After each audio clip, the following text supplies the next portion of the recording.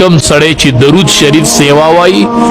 د دب الله غمونه ختمي او الله به ګناهونه ورانه ښه صحابي روایت نقل کوي ما د نبی کریم صلی الله علیه وسلم نو اوریدل چې څوک په ما باندې درود شریف ویل پریدي وې د جنت لار خطا کړه د جنت لار خطا شو چې ما باندې درود شریف پریدي د جنت لار خطا کړه ابو طلحه انصاری رضی الله تعالی عنه فرمایي وی ضرورتم یو ورځ نبی کریم صلی الله علیه وسلم ته چې مې وکتل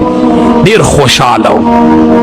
طبیعت کې ډیره تازگی معلومېدله نور خو د نبی علیہ السلام 24 घंटे به حالت د تبسم وخا دسی مخ به خندرو یې ښکارې 24 घंटे خندرو یې مخ په زه خو چې بچا لید جو عاشق کېده به فکر مخ په خندرو یې ښا مخ په نبی علیہ السلام فرمایي وي په دې سړی کې هیڅ خیر نشته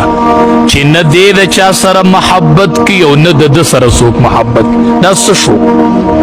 چې نه د چا سره مینه شته او نه د سره څوک مینه کوي نو دا څه شو په دې سړی کې هیڅ خیر نشته بس دا دړو د خیر خاوند نه دی خوی دا دی چې ستا سره خلق مینه او محبت کوي نو نبی علیہ السلام خو به 24 घंटे نبی علیہ السلام بخندرو یې چهره وه وی ډېرې را طبیعت خوشحاله ما ته نه تپوس کړی د الله حبیب ولې خوشحاله بیا ما ته وی چې جبریل امین راغلی وسو او ما ته وی چې د الله د طرف نه رالم او رب العالمین راته وی چې څوک په نبی علیہ السلام یوه پیره درود شریف وی نو الله به لس ګناهونه معاف کړي لس ګناهونه به میټاو شي او لس په ورله الله نیکی ولیکي او لس په درجې اوچتې شي دا اوس جبریل امین راغلی او ما ته دا خبر راکړو نو ځکه ډېر خوشحاله یم چې زما امت چې یوه پیره په ما امتي درود شریف ووایي لس په الله ګناهونه وران کړي او لس په الله درجې اوچتې کړي او لس په الله نیکی ورکړي دا چې په ما باندې یو ځل درود شریف ویرا جبریل امین اوس راغلی او ما ته یې ده ووایي نو ځکه ډېر خوشحاله یم نبی کریم صلی الله علیه وسلم باندې به درود شریف ډیر وایو د نبی علیہ السلام د نوم سره به مینه کوخه محمود غزنوی رحمت الله علیه دا یو بادشاه تیر خو سم مسلمان بادشاه وخه د په خادمانو کې د یو خادم نوم و محمد نو دو ورته یو ورځ اواز کوي تاج الدین دا نوم ورته تاج الدین واغست وی دی خورا شاگه خادم دی خوراغ خبر ولو منلا خود دری ورځ هغه خادم دربار ترانه کم سړی چې درود شریف سیوا وای د دب الله غمونه ختمي او الله به ګناهونه ورانه ښه صحابي روایت نقل کوي ما د نبی کریم صلی الله علیه وسلم نو اوریدل چې څوک په ما باندې درود شریف ویل پریدي وې د جنت لار خطا کړه د جنت لار خطا شوه چې ما باندې درود شریف پریدي د جنت لار خطا کړه ابو طلحه انصاری رضی الله تعالی عنه فرمایي وی ضرورتم یو ورځ نبی کریم صلی الله علیه وسلم ته چې مې وکتل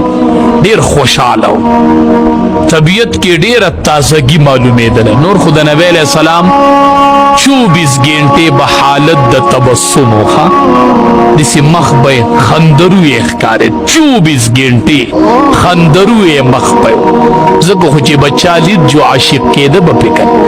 مخ په خندرو یې ښا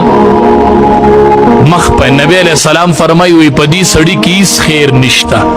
چې نه دې د چا سره محبت کوي او نه د سره څوک محبت دا څه شو چې نه د چا سره مینه شته او نه د سره څوک مینه کوي نو دا څه شو په دې سړی کې هیڅ خیر نشته بس دا دړو د خیر خاوند نه دی خوی دا دی چې ستا سره خلق مینه او محبت کوي نو نبی علیہ السلام خو به 24 घंटे نبی علیہ السلام بخندرو یې چهره وه وی ډېرې را طبیعت خوشحاله ما ته نه تپوس کړی د الله حبیب ولې خوشحاله بیا ما ته وی چې جبریل امین راغلی وسو او ما ته وی چې د الله د طرف نه رالم او رب العالمین راته ووایي چې څوک په نبی علیه السلام یوه پیره درود شریف ووایي نو الله به یې لس ګناهونه معاف کړي لس ګناهونه به یې میټو شي او لس په ورله الله نیکۍ ولیکي او لس په یې درجې اوچتې شي دا اوس جبریل امین راغلی او ماته دا خبر راکړو نو ځکه ډېر خوشحاله یم چې زما امت ته چې یوه پیره په ما امتي درود شریف ووایي لس په الله ګناهونه وران کړي او لس په الله درجې اوچتې کړي او لس په الله نیکۍ ورکړي دا چې په ما باندې یو ځل درود شریف ویلا جبریل امین اوس راغلی او ماته یې ده ووایي نو ځکه ډېر خوشحاله یم نبی کریم صلی الله علیه وسلم باندې به درود شریف ډیر وایي د نبی علیه السلام د نوم سره به مینه کوو ښه محمود غزنوي رحمت الله علیه دا یو بادشاه تیر شه خو سم مسلمان بادشاه و ښه د ده په خادمانو کې د یو خادم نوم و محمد نو ده ورته یو ورځ اواز کو وی تاج الدین دا نوم یې ورته تاج الدین واغست وی دی خوا راشه هغه خادم یې دی خوا راغی خبره ولې ومنله خو درې ورځې هغه خادم دربار ته رانغی